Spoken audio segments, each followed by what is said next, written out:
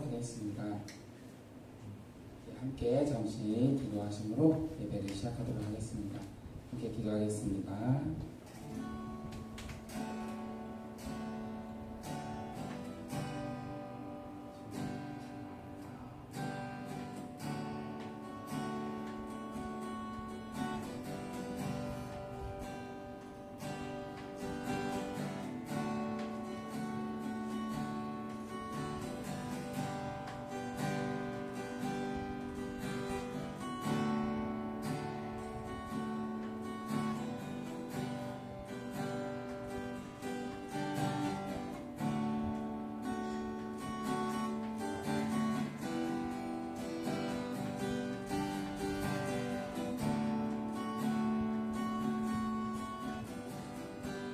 예수님의 이름으로 기도합니다. 아멘. 함께 찬양하겠습니다. 날마다 숨 쉬는 순간마다 내 앞에 어려운 일고 하나 더 누르시면 돼요. 주님 앞에 이 몸을 맡길 때 슬픔 없네 두려움 없 다시 처음부터 날마다 숨쉬는 순간마다 날마다 숨쉬는 순간마다 내 앞에 어려운 일 보내 주님 앞에 이 몸을 맡길 때 슬픔 없네 두려움 없는 주님의 그 자비로운 손길 주님의 그 자비로운 손길 항상 좋은 것 주시도다 사랑스레 아픔과 기쁨은 수고와 평화와 이실 날마다 주님 내 곁에 계셔 날마다 주님 내 곁에 계셔 자비로 날 감싸주시네 주님 앞에 이 몸을 맡길 때 힘주시 내 위로 안주 어린 날의 품에 안으시사 어린 날의 품에 안으시사 항상 평안함 주시도다 내가 살아 숨을 쉬는 동안 살피시다 약속하셔 인생의 어려운 순간마다 인생의 어려운 순간마다 주의 약속 생각해보네 내 맘속에 믿음 잃지 않고 말씀 속에 위로를 한 번 더 인생의 어려운 순간마다 인생의 어려운 순간마다 주의 약속 생각해보네 내 맘속에 믿음 잃지 않고 말씀 속에 위로를 주님의 도우심 바라며 주님의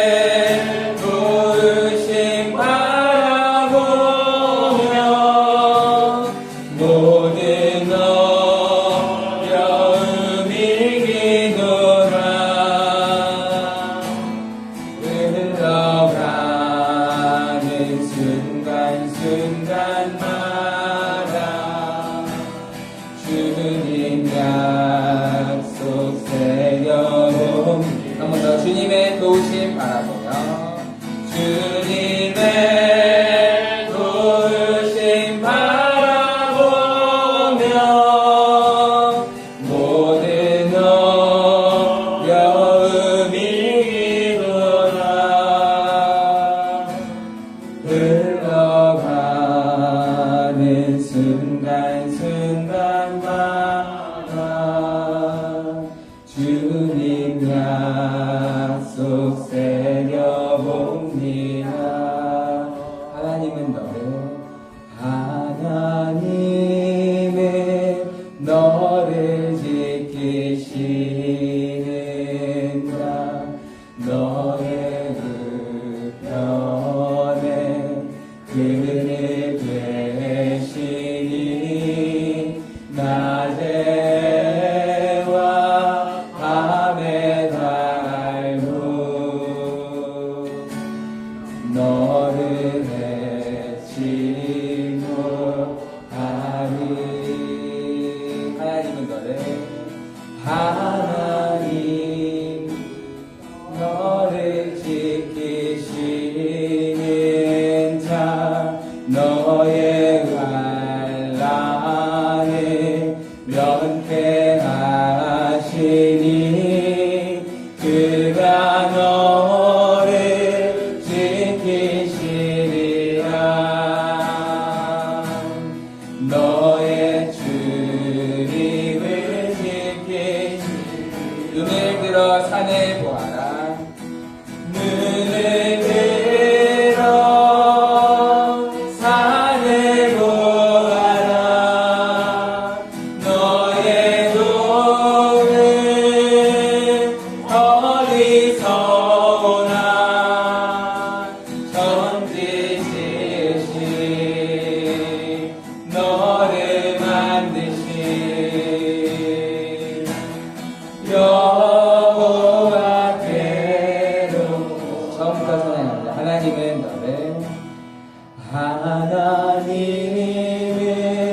너를 지키시. 너의 우편에 끈을 대시니 너의 우편에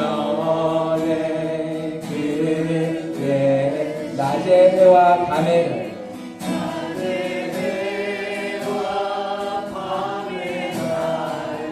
너를 해치 못하게.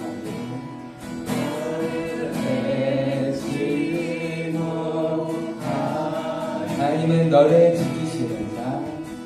하나님은 너를 지키시. 너의 환난을 영케하시니 그가 너를 지키시리라. 너의 주님을 지키시리. 눈을 들어 산을 보아라. 눈을 들어 산을 보아라. 너의 도는 어디서 오나. 천지 지으신 너를 만드신 여호와께로. 눈을 들어 산을 보아라.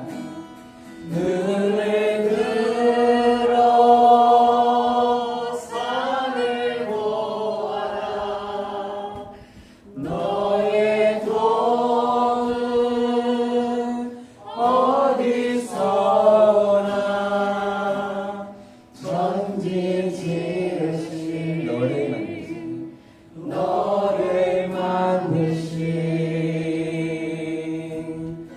여호와께로.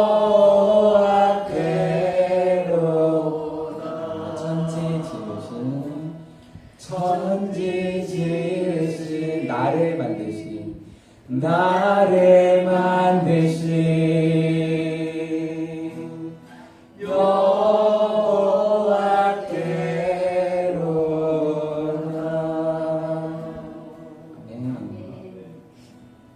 이 시간 계시는 그런 하나님 앞에 오늘도 우리가 더 의지하며 나아가기를 소망합니다. 우리가 세상의 그 다른 것들을 의지하는 것이 아니라 세상의 다른 우상들을 의지하는 것이 아니라 하나님만 더 의지하며 나아가는 시간 되기를 소망합니다. 함께 기도하겠습니다.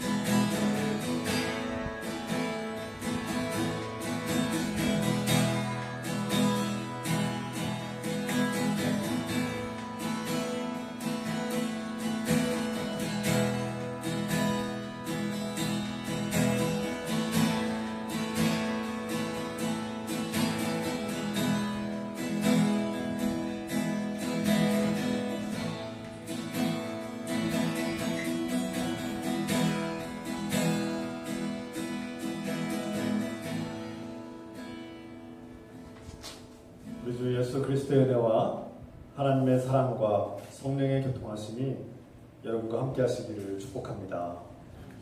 다 같이 사도신경으로 우리의 신앙을 고백하겠습니다.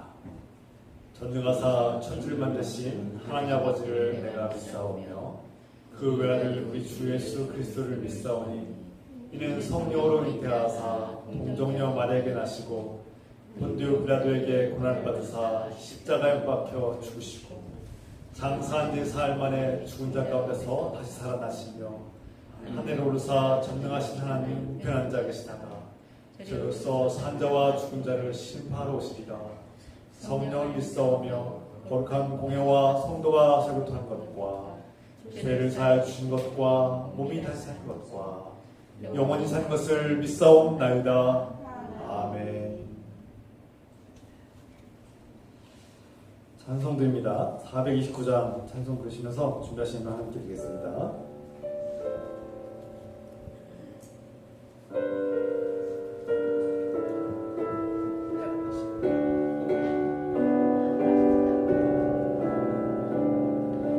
세상 모든 풍파 너를 흔들어 약한 마음 낙심하게 될 때에 내려주신 주의 복을 세어라.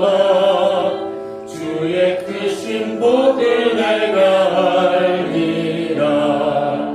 많은 복을 세어 보아라. 크신 복을 내가 알리라. 많은 복을 세어 보아라. 주의 크신 복을 내가 알리라. 세상 근심 걱정 너를 누르고 십자가를 등에 지고 나갈 때 주가 내게 주신 복을 세어라.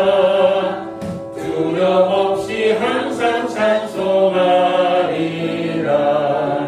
받은 복을 세어 보아라. 크신 복을 내가 알리라. 받은 복을 세어 보아라. 주의 크신 복을 내가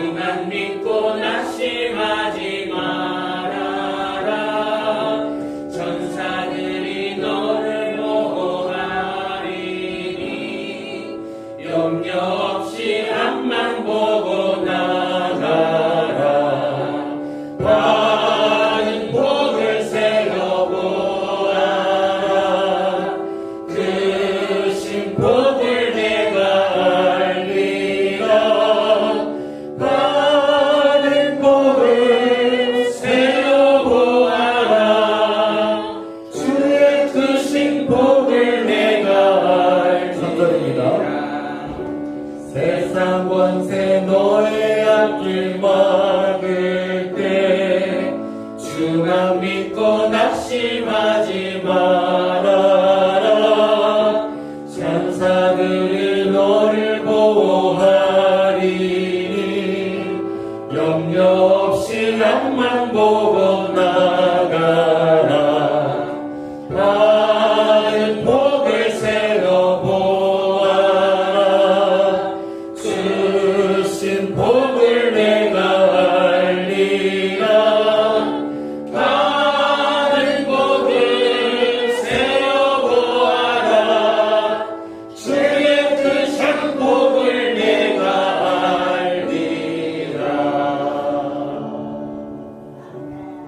아멘.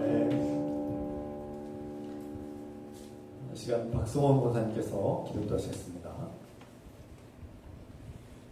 항상 저희들을 지켜주시고 보호하여 주시고 인도하여 주시는 우리 여호와 하나님 아버지, 은혜와 사랑을 진심으로 감사드리며 찬양을 드립니다. 오늘도 거룩한 날을 맞이하여 귀한 주님의 제단에 불러주시고 이 시간도 저들 예배할 수 있도록 도와주시고 인도하여 주시는 애 아버지 하나님 진심으로 감사를 드립니다.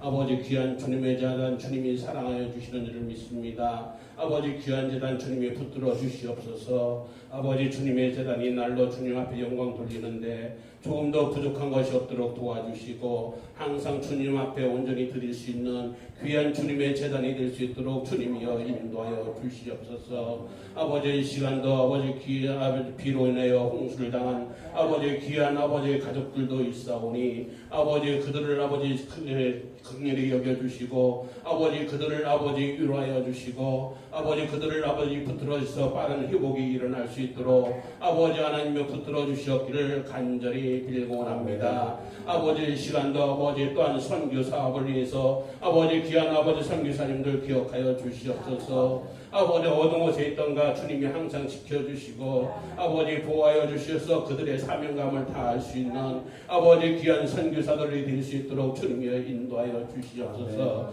아버지 저희들이 아버지 좀 더 열심을 다해서 그들을 아버지 도울 수 있도록 도와주시고 아버지 그들을 아버지 하나님이여 인도할 수 있는 아버지 귀한 저희들 재단이 될 수 있도록 주님이여 도와주시옵소서. 아버지 이 시간도 특별히 귀한 우리 목사님 기억하여 주시옵소서. 아버지 이 시간도 말씀을 들고 위칠 때마다 주님이 함께 해주셔서 아버지 말씀에 능력 있게 도와주시고 저희들이 그 말씀을 듣고 깨달을 수 있도록 도와주시고 주님 앞에 더욱더 가까이 설 수 있는 귀한 말씀이 될 수 있도록 주님이여 도와주시옵소서. 아버지 특별히 그 귀한 아버지 목사님 가정을 기억하여 주시옵소서. 아버지 이 시간도 주님이 어느 곳에 있던가 함께 해주시고 아버지 더욱더 아버지 주님의 귀한 자녀들을 아버지 삼아 주시옵기를 아버지 간절히 빌곤합니다. 아버지 이 시간도 저희들 조그만 정성을 모아서 주님 앞에 헌금을 하여 싸우니 헌금한 손길에 주님이 축복하여 주시고 아버지 저희들 가정도 아버지 주님이 지켜주시고 아버지 인도하여 주시옵기를 간절히 빌곤합니다. 아버지 그래서 저희들 가정이 아버지 좀 더 열심히 다해서 아버지 저희들 아버지 귀한 아버지 주님의 사업을 할 수 있는 아버지 귀한 저희들 가정들이 될 수 있도록 인도하여 주시옵기를 간절히 빌곤합니다. 아버지 이 시간도 아버지 하나님의 끝나는 시간까지 저희들을 지켜주시고 인도하여 주실 줄 믿사서 이 모든 말씀 나고나 신 예수 그리스도의 이름으로 간절히 기도드려 싸움나이다. 아멘.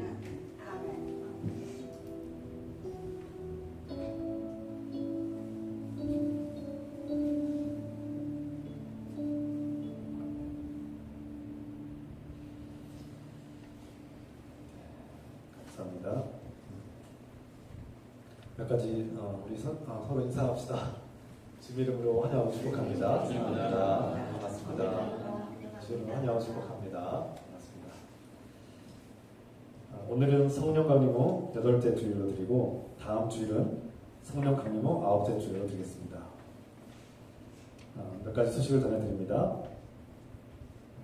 2024년 비전과 목표는 기도하며 승리하는 그런 한 해가 되기를 기도합시다. 우리 기도의 능력을 경험하기 소망합니다.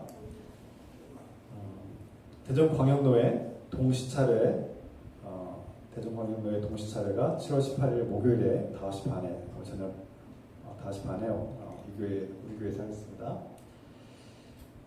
임시재직회 또 목회운영위원회가 예배 끝난 후에 있습니다.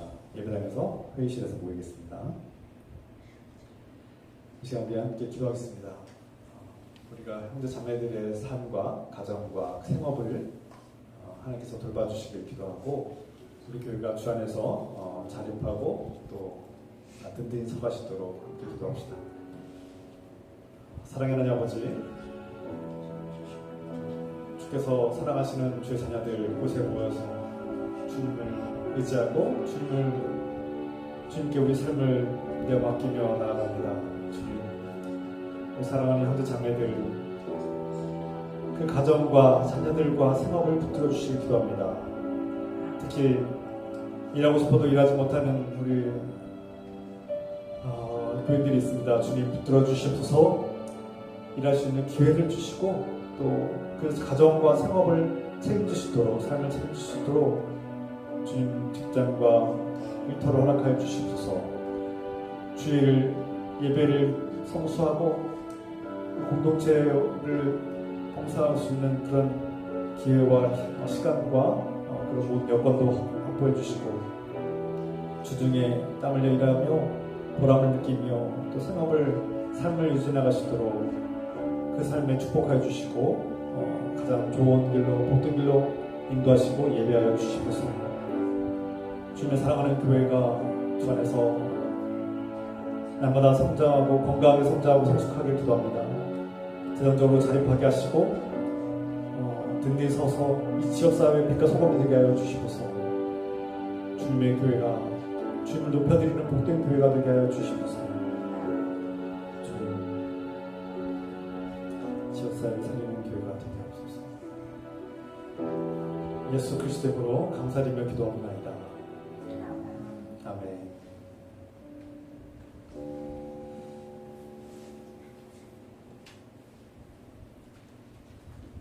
이 시간 하나님께서 우리에게 주시는 말씀 출애굽기 5장 1절부터 9절입니다. 하나님의 말씀입니다. 다 같이 자리에서 일하셔서 하나님 말씀 1절부터 9절까지 한 절씩 교독하겠습니다. 그 후에 모세와 아론이 바로에게 가서 이르되 이스라엘의 하나님 여호와께서 이렇게 말씀하시기를 내 백성을 보내라. 그러면 그들이 광야에서 내 앞에 절기를 지킬 것이니라 하셨나이다. 바로가 이르되 여호와가 누구이기에 내가 그의 목소리를 듣고 이스라엘을 보내겠느냐. 나는 여호와를 알지 못하니 이스라엘을 보내지 아니하리라. 그들이 이르되 히브리인의 하나님이 우리에게 나타나셨은즉 우리가 광야로 사흘길쯤 가서 우리 하나님 여호와께 제사를 드리려 하오니 가도록 허락하옵소서. 여호와께서 전염병이나 칼로 우리를 치실까 두려워하나이다. 백성이 그들에게 이르되 모세와 아론아 너희가 어찌하여 백성의 노역을 쉬게 하려느냐. 가서 너희의 노역이나 하라. 바로가 또 이르되 이제 이 땅의 백성이 많아졌거늘 너희가 그들로 노역을 쉬게 한도다 하고 바로가 그날에 백성의 감독들과 기록원들에게 명령하여 이르되 너희는 백성에게 다시는 벽돌에 쓸 집을 전과 같이 주지 말고 그들이 가서 스스로 집을 짓게 하라. 또 그들이 전에 만든 벽돌 수요대로 그들에게 만들게 하고 감하지 말라. 그들이 게으름으로 소리질러 이르기를 우리가 가서 우리 하나님께 제사를 드리자 하나니. 함께 했습니다. 그 사람들의 노동을 무겁게 함으로 수고롭게 하여 그들로 거짓말을 듣지 않게 하라. 아멘. 잘한다시기 바랍니다.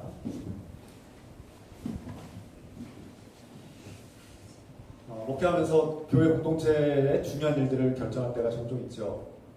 그 선택을 할 때 우리의 가장 중요한 기준은 하나님께서 기뻐하시느냐, 하나님께서 이 교회 공동체를 하나님께서 올바른 길로 이끄시는 쪽으로 우리가 선택을 하려고 합니다. 우리가 우리 모두가 저를 비롯해서 우리 모두가 하나님께 완벽하게 순종했다고 할 수 없습니다. 그러나 우리는 하나님께서 기뻐하시는 선택을 하려고 노력하면서 합니다. 그런데 목회자로서 하나님을 위해서 하나님께서 기뻐하시리라고 생각해서 기도하고 고심 끝에 심사숙고해서 결정하고 선택한 일들이 때로는 우리 교회 어떤 전반적으로 재정적으로나 아니면 어떤 누군가에게 어려움을 줄 수도 있습니다. 몇 년 전만 해도 우리는 중요한 결정들을 했죠. 예배당을 1층으로 옮기는 일, 또 그 전에 어떤 1층에 있던 사택을 정리하는 이런 일들, 제가 말을 다 할 수 없지만 여러분 다 아시죠?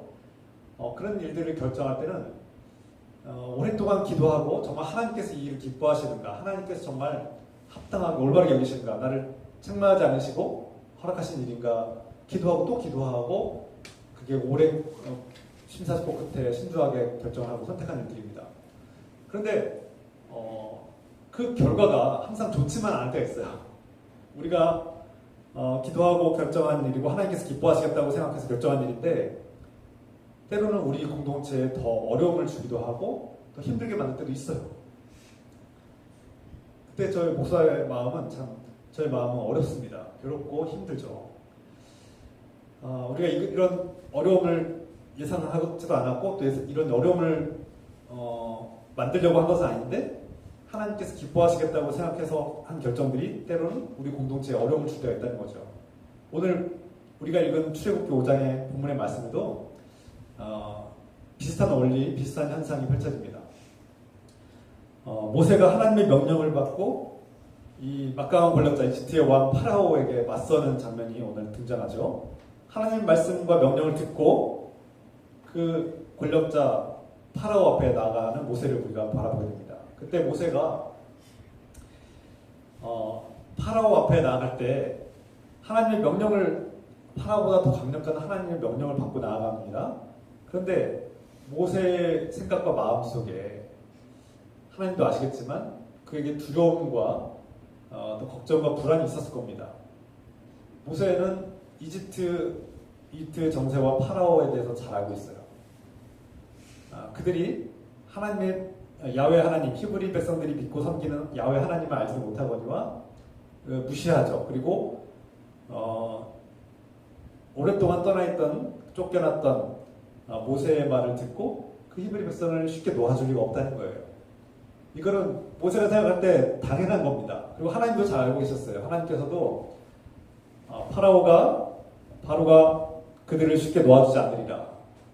내가 여러 번 그들을 쳐야만 파라오와 그 왕국을 쳐야만 그가 어쩔 수 없이 놓아주게 될 것이다. 이런 말씀을 하셨죠. 이미 하나님도 다 아시고 계시고 모세도 알고 있어요. 바로라고 부르기도 하죠. 파라오. 이집트 왕이 이 히브리 백성을 그냥 놓아줄 리가 없는 거예요. 모를 리가 없죠. 아니나 다를까 모세는 하나님의 명령을 받고 이제 파라오 앞에 나가서 동족 히브리 백성에게 이 하나님의 명령, 이 히브리 백성들을 놓아주라, 광야로 가도록 놓아주라, 자유를 주라. 그리고 그들이 하나님을 예배하게 하라. 하나님께서 그들을 해방시키겠다고 약속해 주셨다. 하나님을 예배하는 백성으로 살게 해달라. 이렇게 요청하죠. 그런데 파라오가 어떻게 답변합니까? 한마디로 말하면 웃기지 마. 말도 안 되는 소리 하지 마. 이런 얘기죠. 절대적으로 거부합니다. 하나님이 누구냐? 너희가 믿는 야훼 하나님이 있냐? 너희는 우리의 신에게 지배당하는 열등한 존재 아니냐? 이런 답변이 돌아오는 거죠. 근데 파라오가 강력히 거부하고 거부하는 것으로 끝나지 않았습니다. 어떻게 합니까? 파라오가 이 백성들에게 더 강한 노동의 강도를 높여서 가중시키죠. 고통과 혹사를 가중시킵니다. 지금 현재도 그렇게 노예 생활을 하고 강제 노역을 하면서 정말 채찍을 맞기도 하고 고통스럽게 살아가는데 거기다가 벽돌을 만들 때 진흙을 이렇게 이겨서 반죽을 해서 벽돌을 만드는데 그 벽돌이 부서지지 않게 하려고 지푸라기를 넣는 그런 작업을 합니다. 그런데 이전에는 그 지푸라기는 공급해 줬었는데 이제는 그 집마저도 이제는 스스로 알아서 다 그렇게 수급해서 그 벽돌을 만들라. 이전과 똑같은 양을 만들어내라는 거죠. 그러면 노동의 강도는 훨씬 더 세진 겁니다. 2배, 3배 세진 거죠. 그러면 어떻게 되겠습니까? 이 동족 히브리 백성들이 모세를 기뻐하겠습니까? 모세가 하는 일에 대해 신뢰가 가겠습니까? 지금 우리가 하나님의 명령을 듣고 하나님께서 우리를 돕겠다고 해서 모세가 파라오 앞에 나갔는데 돌아온 결과는 더 현실이 악화되는 겁니다. 이게 하나님께서 기뻐하시는 일과 하나님 명령을 따라서 하는 일인데 동족 히브리 백성들에게는 어떤 결과가 왔습니까? 더 악화된 거예요. 더 안 좋아졌어요. 더 어려워졌어요. 더 힘들어졌어요.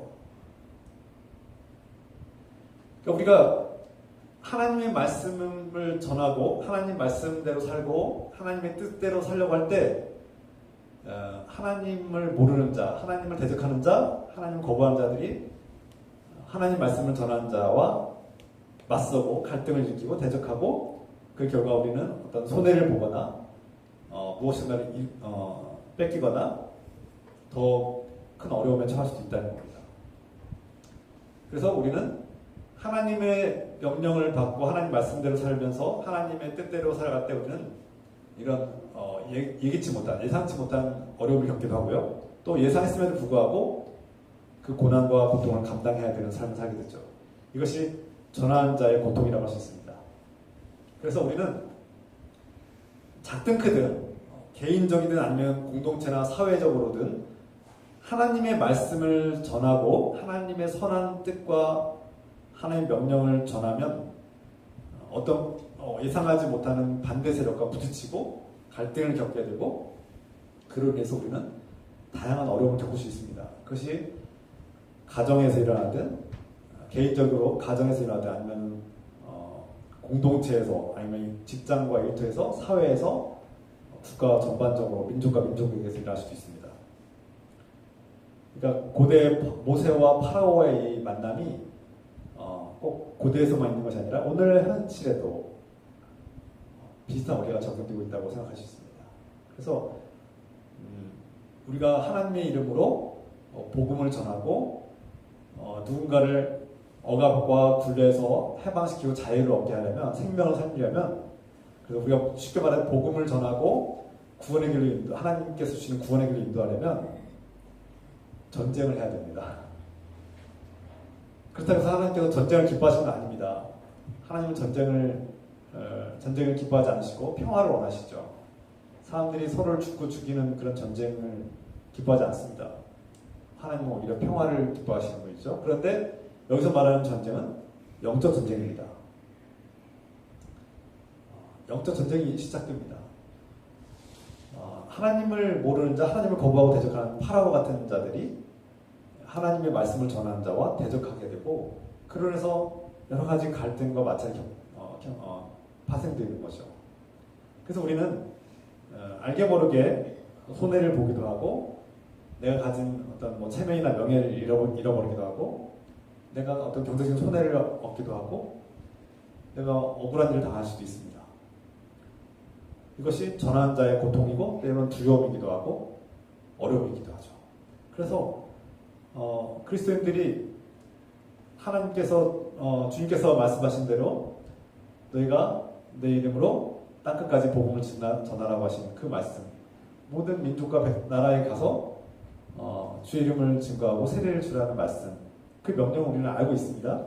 그러나 현실에서 그 명령대로 살아가고 수행하는 것은 매우 어렵죠. 전쟁을 각오했기 때문에 내가 손해를 각오해야 하기 때문에 내가 어떤 뭔가 큰 어려움을 당할 수 있는 그런 위협이 있기 때문에 우리는 두렵죠. 그래서 우리가 전쟁을 할 때는 항상 전략과 지혜가 필요합니다. 지혜로운 고도의 전략과 지혜가 필요한데 좀 이따 다시 나누겠지만 그러면 어떻게 전해야 되느냐 그 문제도 우리가 함께 나누려고 합니다. 그리고 오늘 말씀 제목대로 하나님 말씀을 전하는 자의 삶은 때로는 고통도 감수해야겠지만 때로는 기쁨도 있습니다. 앞서 모세가 당한 어려움은 파라오에게 하나님께서 전하라고 하신 말씀을 전했을 때 그 결과가 안 좋아졌죠. 자기의 동족 히브리 백성들이 더 어려움에 처하게 됐습니다. 모세가 어떻게 생각했을지 저는 상상해 봅니다. 모세의 마음에 혹시라도 내가 이럴 줄 알았어. 하나님 명령대로 내가 하면 파라오가 저렇게 나올 줄 알았는데 내가 이럴 줄 알았어. 다음에 또 하나님께서 또 가라고 하면 내가 또 가야 될까? 막 이런 온갖 생각들이 그를 괴롭히지 않았을까요? 또 히브리 백성들이 대표들이 와서 막 모세에게 비난하고 항의하고 거세게 막 욕을 하지 않았을까요? 너 때문이야. 네가 지금 그거 부스럼을 만들었어. 우리 이전에도 살만했는데 네가 와서 우리를 더 좋아지게는커녕 더 현실 상황을 악화시키고 있는 거 아니냐. 그러니까 모세의 상황과 처지가 지금 굉장히 곤란하죠. 모세는 이스라엘 백성들, 히브리 백성들을 도와주러 왔는데 지금 그들의 원망과 그들의 불평과 그들의 공격을 당하니 얼마나 괴롭겠습니까? 참 하나님의 명령을 받고 하나님 말씀을 전하는 자의 고통이 이런 것이 아닌가 생각합니다. 하나님께서 기뻐하시고 하나님께서 하라고 하셔서 순종하고 나아가서 전했는데 그 말씀의 결과가 어떤 공동체에는 고통과 괴로움을 더 가중시키는 말씀이 될 수도 있다는 거예요. 그러면 하나님께서 우리를 더 괴롭게 하시려고, 하나님께서 우리를 더 아프게 하시려고, 우리를 더 망가뜨리려고 그렇게 하시는 겁니까? 아닙니다. 아니죠. 하나님은 우리를 사랑하시고 우리를 구원하기 위해서 하시는 거죠. 모세가 자기가 지금 공격을 받고 지금 난처한 상황에 처해 있고 이러지도 못하고 저러지 못하는 상황에 처해서 괴로워할 때 그가 그만둘 수도 있었을 겁니다. 하나님 더 이상 못하겠습니다. 하나님 말씀 믿고 나아갔더니 지금 상황이 더 악화되지 않았습니까? 어떻게 저항할 수도 있어요. 그런데 모세가 또 이런 갈등을 이겨내고 다시 하나님의 말씀을 듣고 경청하고 그 말씀에 순종합니다. 왜 그랬을까요? 모세에게는 전하는 자의 괴로움과 고통, 말씀을 전하고 나서 직면한 상황들이 더 괴롭고 고통스럽고 또 자신이 위태로운 처지에 처하게 됐지만 하나님을 믿고 의지하는 삶, 하나님 말씀을 듣고 그분과 동행하는 삶, 그분의 명령대로 살아가는 삶이 얼마나 행복하고 기쁜 것인지를 알았기 때문에 그는 하나님을 떠날 수 없었던 겁니다. 다시 말해서 하나님께서는 자신의 백성 이스라엘 백성들을 사랑하신다는 사실을 모세가 깨달은 거예요. 모세는 하나님이 이스라엘 백성들을 사랑하기 때문에 그 사랑이 얼마나 크고 강력한지를 알았기 때문에 조금이나마 느꼈기 때문에 그는 하나님을 신뢰한 겁니다. 그리고 이 전략이 파라오와 맞서는 이 전략이 비록 지금은 우리에게 큰 고통을 안겨줬지만 하나님은 또 다른 새로운 전략과 계획으로 파라오와 지금 전쟁을 선포하고 이 전쟁을 승리를 이끌 것을 믿은 겁니다. 지금 우리의 처지가 하나님을 믿고 하나님을 사랑하고 하나님을 따르고 그 말씀을 순종하기 때문에 내가 오히려 더 거센 억압을 당하고 억울한 일을 당하고 더 손해를 보고 내가 성공하기에는커녕 실패를 경험하고 마음이 좌절할 수 있습니다. 직장에서 내가 하나님을 믿는다는 이유로 내가 일터에서 하나님을 믿고 이 안식일을 지키려고 하는 이 마음 때문에 피해를 당하고 손해를 보기도 하고 직장을 잃어버리기도 하고 또 때로는 다양한 비난을 듣거나 모욕을 당하지 않습니까? 제가 사회생활을 조금 경험해본 결과 그렇습니다. 제가 군대에 있을 때 여러분 군대 아시는 분도 있고 모르시는 분도 계시겠지만 군대에 있을 때 이등병 때, 밀병 때 제가 이제 하나님을 믿고 사랑하니까 예배를 다른 건 몰라도 예배를 지켜야겠다 해서 주일만 되면 예배에 참석합니다. 종교의 자유가 보장되기 때문에 예배의 권리가 있어요. 그런데 불구하고 군대를 아시는 분들 알겠지만 제가 있을 때만 해도 좀 엄한 시대였기 때문에 예배만 갔다 오면 맞는 거예요. 너 어디 갔다 왔냐고. 너 교회 가지 말라고 했지. 여기 냄새 지켜서 청소나 하고 여기 청소나 하라고 여기 우리가 시키는 심부름이나 하라고 교회 가지 말라고 막 때리는 겁니다. 주먹을 때리고 바로 차고 막. 제가 한두 번 맞은 게 아닙니다. 다음 주 또 가요. 또 맞아요. 다음 주 또 가요. 또 맞아요. 맞으면서 예배를 드렸습니다. 오늘 현대에 종교의 자유가 있고 종교의 권리가 다 보장된다고 하지만 저를 맞으면서 예배를 드려야 되고요. 예배를 드리고 오면 무조건 맞았습니다. 선임병한테. 그게 현실이었고요. 직장에서도요. 제가 아시겠지만 직장을 구해보려고 하면요. 주일에도 많이 주일을 지키지 않는 직장들이 많습니다. 여전히 많습니다. 그래서 특히 이 의료계통, 병원계통이 특히 주일 지키기가 어려워요. 여러분들도 보면은 지금 예배 끝나자마자 막 달려가시는 분들 있잖아요. 예배 끝나고 오후에도 일하시는 분들이 다 있는데 그만큼 이 안식의 주일을 예배를 지키는 것이 참 어려운 시대에 살고 있죠. 물론 많이 좋아졌지만 그럼에도 불구하고 여전히 어렵습니다. 때로는 뭐 남편이나 가족들이 반대하기도 하고 수많은 어려움들이 있어요. 제가 이 말씀을 드린 이유는 하나님께서 사랑하는 백성들이 고통을 당하고 고난을 당하고 어려움을 당하는 것, 괴롭힘을 당하는 것 아신다는 겁니다. 하나님은 제가 성경이 증언하고 제가 만난 하나님, 우리가 믿고 따르는 그 하나님은 우리 사랑하는 자녀들이 하나님의 자녀들이 고통당할 때 하나님은 우리가 상상하는 것보다 훨씬 더 아파하시고 괴로워하시고 힘겨워하시며 인내하신다는 사실을 우리가 분명히 알아야 됩니다. 모세가 그것을 깨달은 거예요. 모세는 한때 하나님을 원망했던 것 같습니다. 제가 볼 땐 적어도 성경의 모든 맥락을 볼 때 모세는 한도 하나님을 지독하게 원망했을 겁니다. 난 그런 하나님 못 믿어. 난 그런 하나님 안 믿을 거야. 왜 그렇습니까?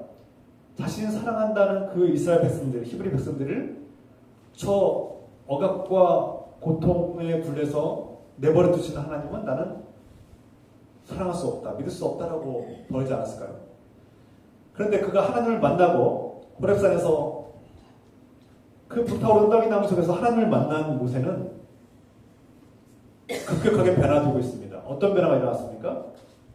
하나님의 마음을 알기 시작한 거예요. 하나님이 이스라엘 백성들, 히브리 백성들이 고통당하는 것을 얼마나 아파하시고 얼마나 괴로워하시고 얼마나 오래 참고 계시는지를 그가 알게 된 겁니다. 모세가 알게 된 거예요. 그래서 하나님을 원망하고 하나님에 대한 그 강한 부정적인 생각들이 다 녹아지고 사라진 겁니다. 그리고 앞서 말씀드린 것처럼 지금 하나님의 말씀대로 했는데 상황이 더 어려워졌잖아요. 백성들이 막 비난과 원망이 막 들끓고 이게 지금 뭐 하는 짓이냐, 우리를 돕기는커녕 더 우리를 죽이려는 셈이냐, 막 이렇게 막 비난을 받지 않겠습니까? 그런데도 불구하고 여전히 하나님을 신뢰하는 거예요. 이제 모세가 하나님을 신뢰하고 또 하나님과 동행합니다. 그것은 하나님께서 그 히브리 백성들을, 이스라엘 백성들을 사랑하는 것을 알기 때문에, 그걸 얼마나 사랑하는지 알기 때문에. 부모가 자녀가 험난한 길을 갈 때 그것을 지켜보는 것만으로도 괴롭지 않습니까? 부모가 어떤 강한 힘으로 그 자녀의 가는 길을 막을 수도 있고 꺼내올 수도 있겠죠. 때로는. 너 하지 마, 절대 하지 마, 반대할 수도 있습니다. 그런데 자녀들에게 그 험난한 여정이 때로는 필요한 것을 알고 그 험난한 여정을 가는 자녀들을 지켜보고 고생하고 있는 그 자녀들, 때로는 억압을 당하고 고통당하는 것을 보면서도 옆에서 가슴 아파하면서 지켜보는 그 부모의 심정이 어떻습니까? 자녀들 중에 고생하고 괴로워하는 자녀가 있으면 얼마나 부모의 마음이 찢어집니까?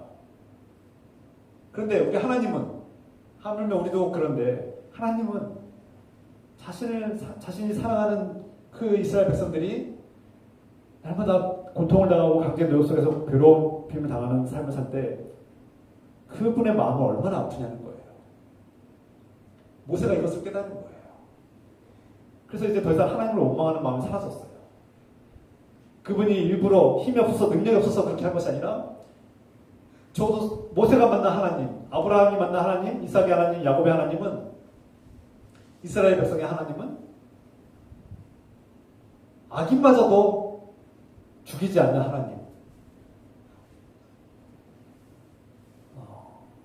대적을 죽이지 않고 살려두시는 하나님, 그를 오랫동안 인내하시는 하나님, 그리고 자신의 백성의 고통에 함께 동참하고 함께 아파하시고 괴로워하시는 하나님, 그들을 끊임없이 포기하지 않고 사랑하시는 하나님이심을 경험한 겁니다. 출애굽기 출애굽기 말씀 바로 이것을 우리에게 전하는 거예요.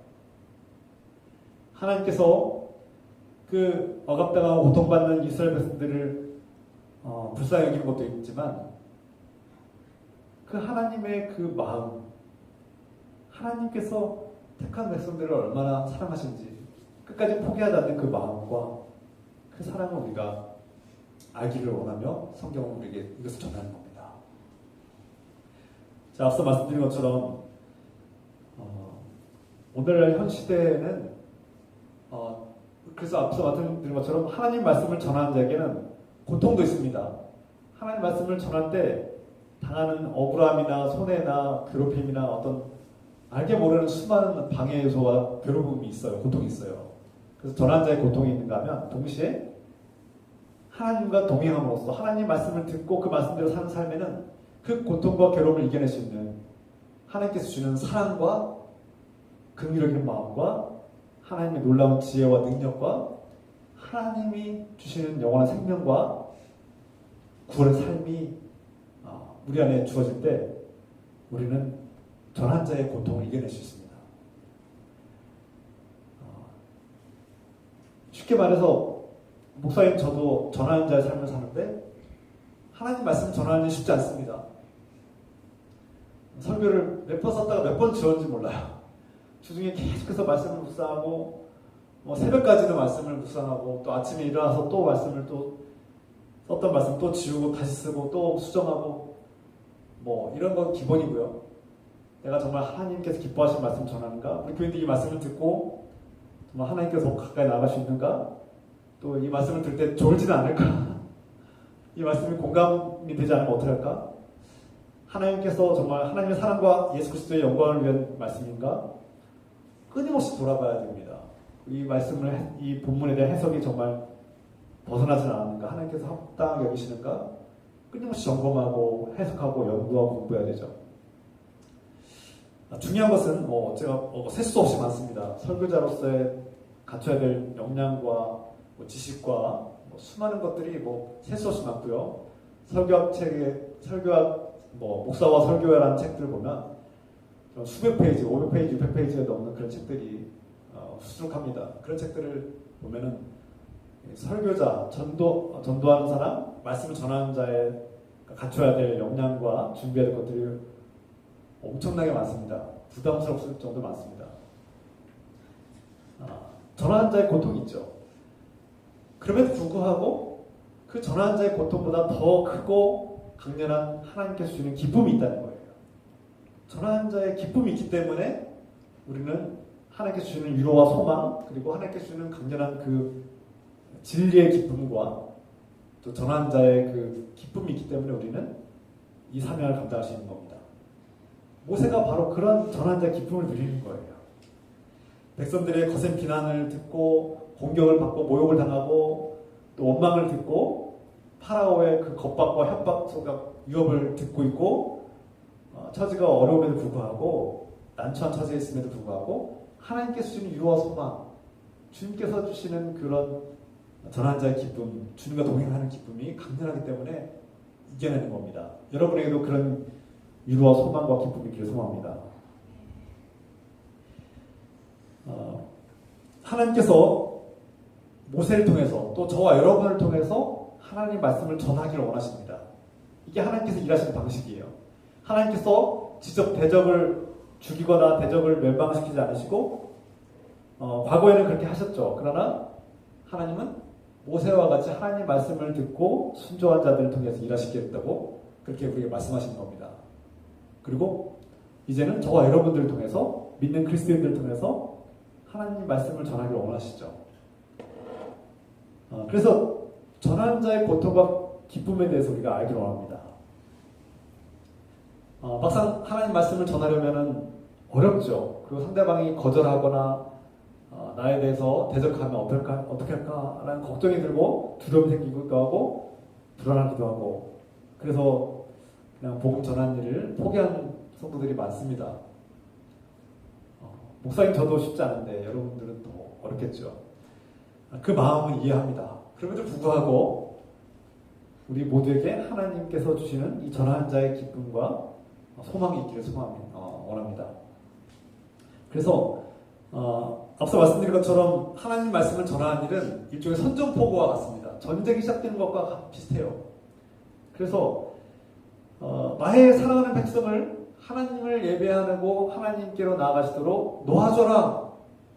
그런데 이집트 왕인 파라오가 이 이집트의 이 경제 시스템을 유지하고 있는 히브리 백성들을 놓아주면 이 이집트를 망하는 겁니다.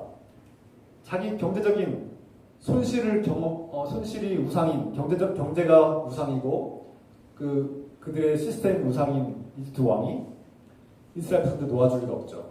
그래서 갈등과 대적이 시작되고 전쟁이 시작되는 겁니다. 우리는 하나님의 이름으로 예수 그리스도의 이름으로 죄와 죽음에서 억압받고 짓밟히고 노예 생활을 하는 많은 사람들의 영혼을 예수 이름으로 놓아주라고 우리는 말합니다. 이것이 복음이죠.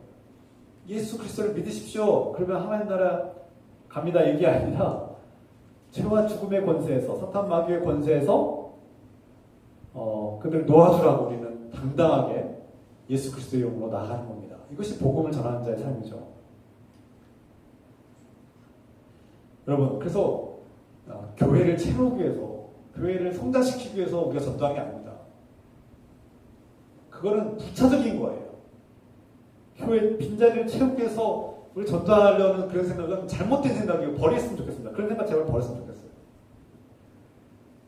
제가 장로님들의 기도나 교회 대표들의 기도를 들어보면 우리 빈자리가 없게 해주십시오. 우리 빈자리를 채워주십시오. 얼마 이러는데 그 빈자리가 뭐가 그렇게 중요합니까?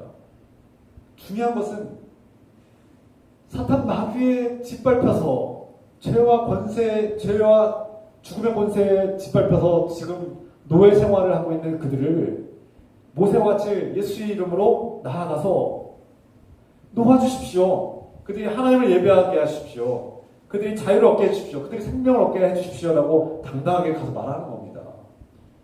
이 일을 우리에게 하라는 거예요. 때로 목사가 예배를 통해서 설교를 통해서 하지만 우리는 다양한 방식으로 일을 해야 된다는 겁니다. 모세가 지난번에 우리가 충분히 나눴듯이 모세와 같이 왜 하필 접니까? 저는 못합니다. 아는 것도 없고 말재주도 없고 능력도 없고 저 같은 사람을 시키지 마십시오. 목사님 저 같은 사람 제발 저는 못합니다 라고 그 마음 이해합니다.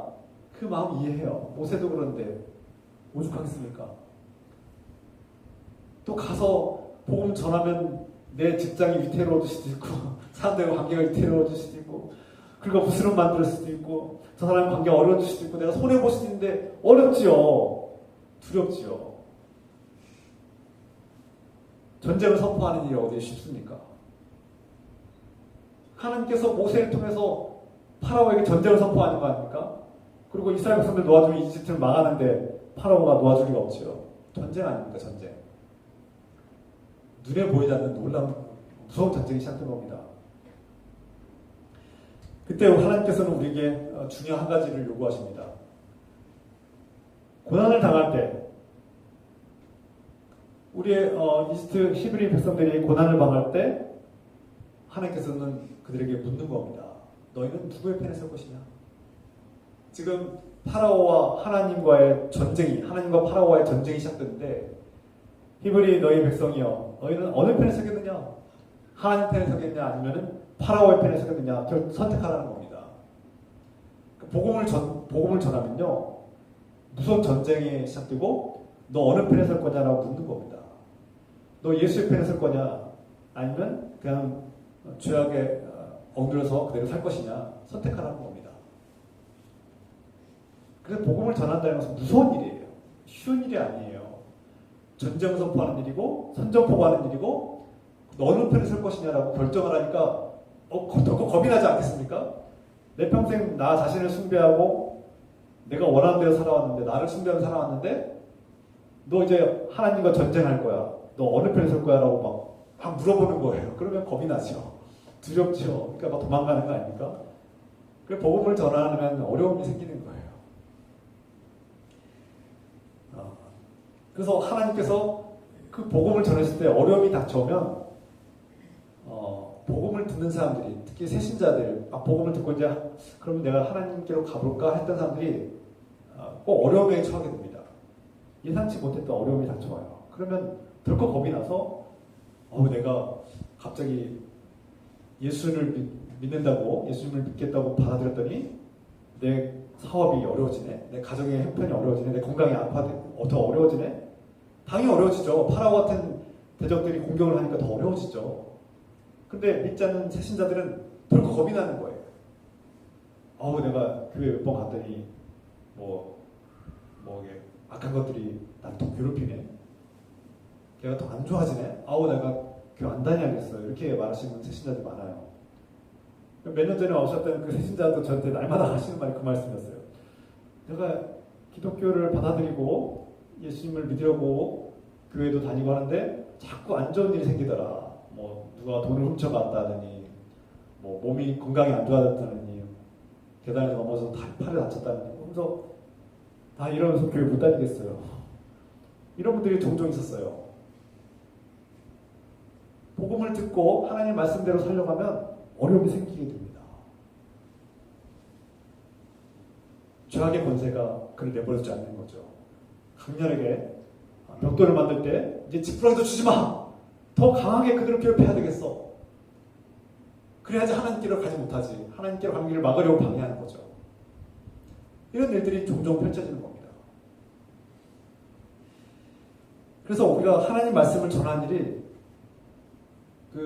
과거에 그냥 가서 무조건 전하라, 데려와라, 이런 계속 여러분들 강요받듯이 살아왔을 텐데, 제가 그런 강요를 하지 않죠. 그런데 여러분, 복음을 전하는 일은 일종의 선전포고와 같고 전쟁을 선포하는 일과 같아서 어려운 일입니다. 지혜가 필요해요. 전략이 필요해요. 전쟁할 때 막무가내로 들어가면 패배할 수밖에 없습니다. 오늘날 개인주의가 성행하고 갈수록 이기적인 사회가 팽배해지고, 그리고 과거와 다른 세계관이 펼쳐지고 있는 시대에 살고 있어요.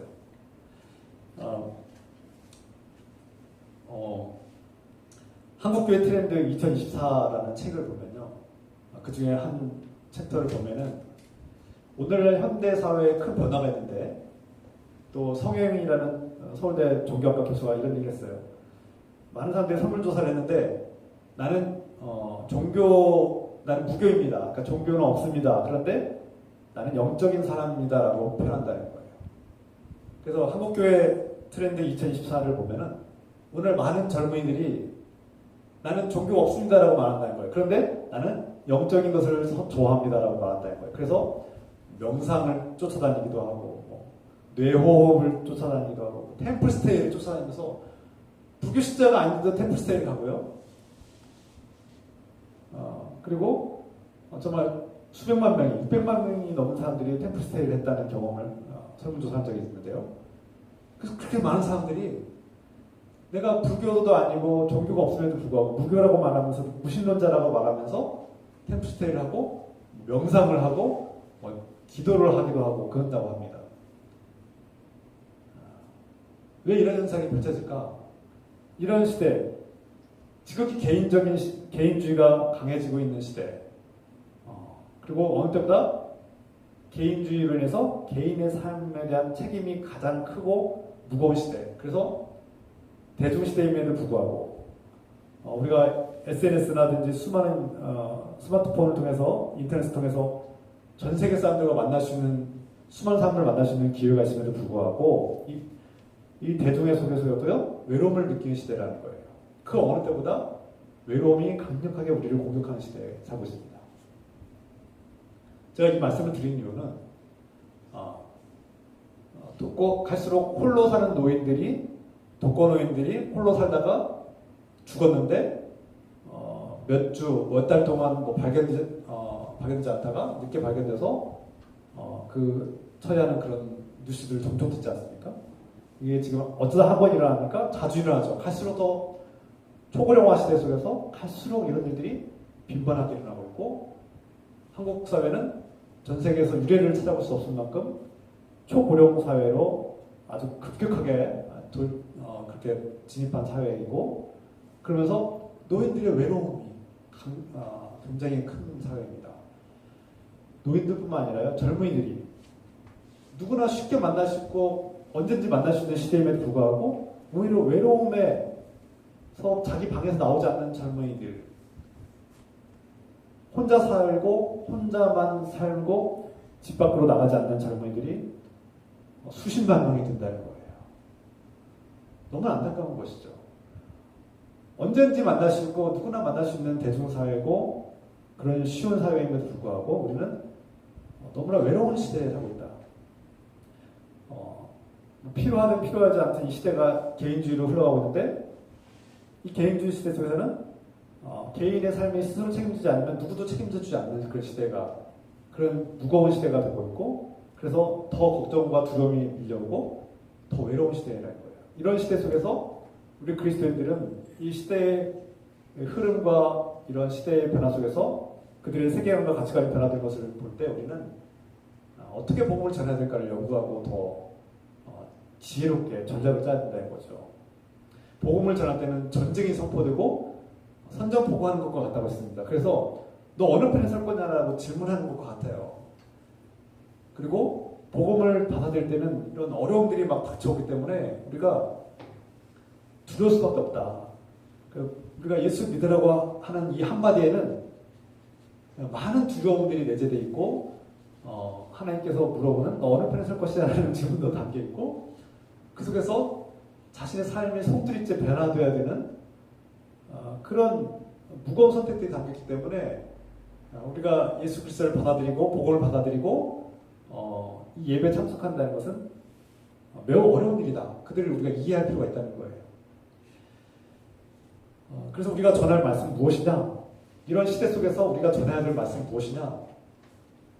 핵심은 두 가지입니다. 첫 번째는 하나님께서 당신의 고통을 함께 아파하신다는 겁니다. 따라합시다. 하나님은 당신의 고통에 함께 아파하십니다. 이걸 전하라는 겁니다. 모세가 바로 이걸 전하는 거예요. 하나님은 히브리 백성들의 아픔을 괴로워하고 아파하시고 인내하고 계신다는 겁니다. 지금 모세가 이것을 전하는 거 아닙니까? 성경에서 자세히 나오지는 않았지만 그 동족 히브리 백성들이 가서 무엇을 전했겠습니까? 야훼 하나님이, 이스라엘 백성의 하나님, 아브라함, 이삭, 야곱의 하나님이 나에게 오셨고 당신들을 사랑한다. 그리고 당신들이 고통하고 괴로워하고 억압당한 것을 아시고 함께 아파하신다. 이걸 전하라는 거 아닙니까? 여러분도 이것을 전하는 겁니다. 가서 여러분들의 가족에게, 여러분들의 이웃에게, 만나는 사람들에게 하나님은 당신을 사랑한다. 당신이 고통스럽고 그럼 내 삶이 왜 이렇게 고통스럽고 비극적이고 왜 실패와 슬픔과 고통이 있냐라고 물어볼 때 하나님은 당신이 알지 못하지만 하나님은 당신을 위해서 눈물을 흘리며 기도하고 있고 당신의 아픔과 슬픔에 너무나 괴로워하고 계십니다. 그래서 그 슬픔과 그 불행에서 당신을 구원하고 해방시키기 원하신다. 이것을 전하라는 겁니다. 당신이 무엇 때문에 두려워하고 있고 파라오가 대적할까봐 두려워하고 있는 거 안다. 당신이 무언가를 잃어버릴까봐 당신 우상을 놓치면 큰일 나는 것 같아서 두려워하는 거 그 마음 내가 이해한다. 이해하는 거예요. 이해하는 거예요. 그러나 하나님은 당신을 구원하기 원하신다. 두 번째입니다. 나를 나보다 더 잘 아시고 나보다 나를 더 사랑하시고 나와 늘 함께 하시는 하나님을 전해야 합니다. 우리 한번 따라합시다. 하나님은 항상 나와 함께 하십니다. 하나님은 나보다 나를 더 사랑하십니다. 더 사랑하십니다. 이걸 전하라는 겁니다. 모세가 이스라엘 백성들에게 가서 전하는 것은 바로 이겁니다. 하나님이 당신들을 버리지 않으셨다. 하나님은 당신들을 내버려두지 않으신다. 하나님은 저 대적을 죽이고 칠 수 있었지만 인내하셨다. 거기에는 이유와 하나님 뜻과 계획이 있었다. 하나님은 당신들이 고통당한 것을 너무나 아파하시고 괴로워하셨는데 여전히 함께 하신다. 이것을 전하라는 겁니다. 그래서 여러분 제가 무엇을 전해야 되겠습니까? 제가 무엇을 전해야 할지 모르겠습니다라고 말씀하시는 분들은 이 두 가지만 기억하십시오. 하나님은 당신의 고통을 함께 아파하시는 분입니다.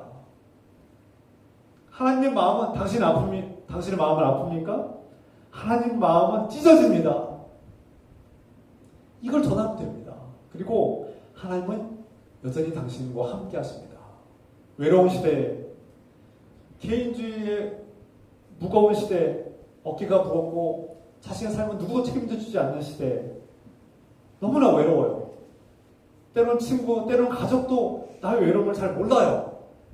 잘 채워주지 않아요. 가끔씩 일시적으로 채워주긴 하지만 만족스럽지 못해요. 돈도 없고 힘도 없고 건강도 없고 다 잃어버린 시대 속에서 우리는 너무나 외로워요. 내 마음을 알아주는 사람이 없어요. 그런데 하나님은 내 마음을 알아주신다는 겁니다. 하나님은 내가 너의 마음을 잘 안다는 겁니다. 나를 나보다 더 잘 아시고 나를 나보다 더 사랑하신다는 겁니다. 내가 너의 친구가 되어줄게라고 말씀하십니다. 이제부터 난 너의 친구라. 내가 너의 친구가 되어주겠다고. 내가 너의 남편이 되어주겠다고. 내가 너의 부모가 되어주겠다고. 내가 너와 항상 함께 하겠다고. 나는 너를 절대 버리지 않는다. 세상이 너를 오해하고 세상이 너를 비난하고 세상이 너를 무시하느냐? 나는 그렇지 않다. 나는 너를 무시하지 않는다. 나는 너를 여전히 사랑하고 나는 너와 여전히 함께하고 나는 절대 너를 버리지 않는다. 세상은 다 너를 외면하고 다 너를 버렸느냐? 나는 결코 너를 버리지 않겠노라고 말씀하시는 겁니다. 우리가 전할 말씀 바로 이겁니다. 하나님은 나와 항상 함께하겠다는 겁니다. 여러분과 함께하겠다는 겁니다. 하나님은 내가 너의 고통을 안다. 그리고 나의 마음은 찢어진다. 내가 너의 아픔을 알고 함께 아파하노라. 내가 오랫동안 너의 아픔을 내가 함께 견디고 인내했노라 라고 말씀하시는 겁니다.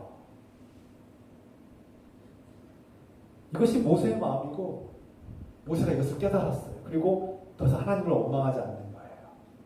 이것이 전하는 자의 기쁨이고 위로와 소망이고 그 고통과 괴로움과 파라오의 그 강력한 대적과 억압과 슬픔 속에서도 이겨낼 수 있는 힘과 능력이 바로 하나님께서 주시는 이 전하는 자의 기쁨이기 때문이죠. 오늘 나보다 나를 더 잘하시고 나보다 나를 더 사랑하시고 언제나 나를 버리지 않고 함께 하시는 하나님, 그리고 너의 고통을 알고 너의 고통과 함께하고 너의 고통을 함께 아파하신다고 말씀하시는 그 하나님의 음성을 듣기로 합니다. 그리고 외로우신 분들, 우울하신 분들, 설마 갈 곳 없고 괴로우신 분들에게 하나님이 나의 진정한 친구이심을 깨닫고 나의 진정한 가족이고 나의 진정한 부모이시고 그분과 함께하는 삶은 외로움보다 더 강렬한 기쁨과 감사가 넘치는 삶임을 깨닫고 주님께로 나아가는 그런 삶이 되시기를 우리 주 예수 그리스도의 이름으로 축원합니다. 함께 기도합시다. 나보다 나를 더 잘 아시고 나보다 나를 더 사랑하시는 하나님, 하나님의 그 아들을 나에게 아낌없이 내어주신 아버지 하나님을 찬양합니다. 감사합니다. 하나님 말씀을 전할 때, 하나님을 믿는다고 말할 때 우리는 수많은 다양한 방식으로 억압을 당하기도 하고 대적을 당하기도 하고 손해를 당하기도 하고 억울한 일을 당하기도 하고 그래서 두렵기도 하고 괴롭기도 합니다. 그러나 그보다 더 강렬하고 그것을 압도하는 그 전하는 자의 고통을 압도하는 하나님께서 주는 기쁨이 있기에 하나님과 동의하는 삶이 얼마나 기쁜지 알기에 나의 진정한 친구가 하나님이실 줄 알기에 나를 어떠한 상황에서도 버리지 않으시고 나와 동행하시는 하나님, 그래서 나는 더 이상 외롭지 않고 더 이상 슬프지 않고 두려워하지 않습니다. 주님, 나의 진정한 친구가 되어주시고 나와 항상 함께 하시고 나의 아픔을 잘 아시고 나보다 더 아파하시는 하나님을 찬양합니다. 이런 하나님을 우리가 믿음으로 바라보시고 그 하나님을 의지하며 나아가길 소망합니다. 우리 함께 기도합시다. 주여, 하나님 아버지 하나님, 모세가 하나님을 원망하던 그 모세가 자신의 동족 이스라엘 백성들을 이토록 비극적인 삶에 내버려 두시는 하나님을 이해하지 못하고 원망했으나 그는 이제 변화되었습니다. 하나님이 이스라엘 백성들을 얼마나 사랑하시는지 알았습니다. 깨달았습니다. 하나님께서 이스라엘 백성들의 그 고통을 아시고 함께 아파하시고 찢어지는 마음으로 얼마나 오랫동안 참고 인내하셨는지를 깨달았습니다. 그래서 더 이상 모세는 하나님을 원망하지 않습니다. 불평하지 않습니다. 그리고 파라오가 대적하고 자신을 더 고통스럽게 괴롭게 하지만 그 공동체를 11의 백성들을 더 억압했지만 모세는 두려워하지 않고 하나님을 의지하기 시작했습니다.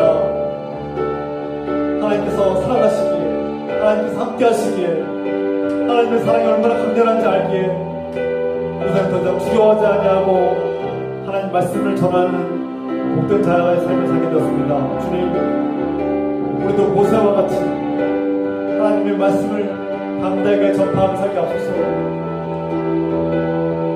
그 일이 때로는 수고롭고 고통스러울지라도, 내가 손해보고 억울한 일을 당할지라도 하나님 복음을 전한 자가 되게 하소서. 하나님의 사랑을 전한 자의 삶을 살게 하소서.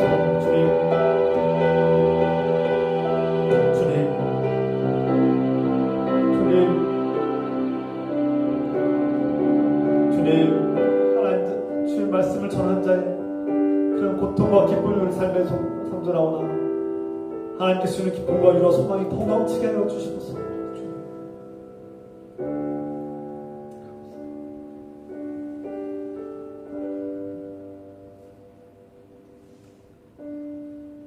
사랑하는 아버지, 우리가 고통당할 때, 괴로움을 당할 때 하나님 왜 나에게 이런 고통을 허락하냐고 원망할 수 있사오나 모세가 깨달은 것처럼 하나님이 우리를 얼마나 사랑하시는지 깨닫고 하나님이 나의 고통 속에 함께 하시고 오랫동안 참고 인내하셨다는 사실을, 찢어지는 마음을 부여잡고 우리 아픔에 동참하시고 함께 아파하신 하나님을 깨닫게 하옵소서. 경험하게 하여 주시옵소서. 보게 하여 주시옵소서. 그 고통과 괴로움에서 우리를 해방시키고 구원하기 위해서 최선을 다하시는 하나님 아버지의 그 사랑과 은혜를 깨닫게 하옵소서. 그리고 외로우냐? 나는 처음부터 끝까지 너와 항상 함께 하였노라. 나는 너를 결코 버리지 아니하노라. 외로운 삶을 살아가는 우리에게 하나님은 내가 너와 항상 함께 하였노라고 말씀하시고 결코 너를 버리지 않겠다고 말씀하십니다. 주님, 이 은혜와 사랑에 감사를 드립니다. 주님, 이런 하나님의 사랑과 은혜를 깨닫게 하여 주시옵소서. 이제는 나보다 나를 더 잘하시고 나와 항상 함께 하시고 동행하시는 우리 주 예수 그리스도의 은혜와 나를 있는 모습 그대로 품어주시는 하나님 아버지의 끝없는 사랑하심과 나를 끝까지 사랑하시겠다고 말씀하시는 성령님의 교통과 역사하심이 오늘 이 말씀을 듣는 주님의 거룩한 자녀들 위해 지금부터 영원토록 함께 해주시기를 간절히 축원하옵나이다. 아멘. 아멘.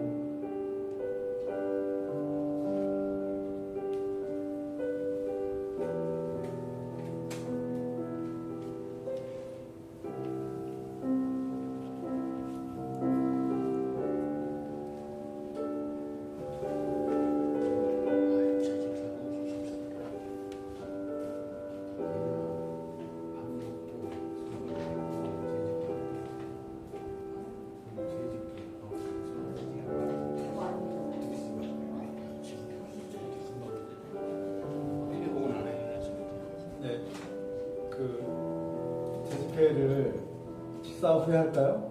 지금 하고 식사할까요? 네. 그러시면 회개보고 없으니까. 네, 바로 재집회를 하겠습니다. 동영상 꺼주시기 바랍니다. 동영상 꺼주세요.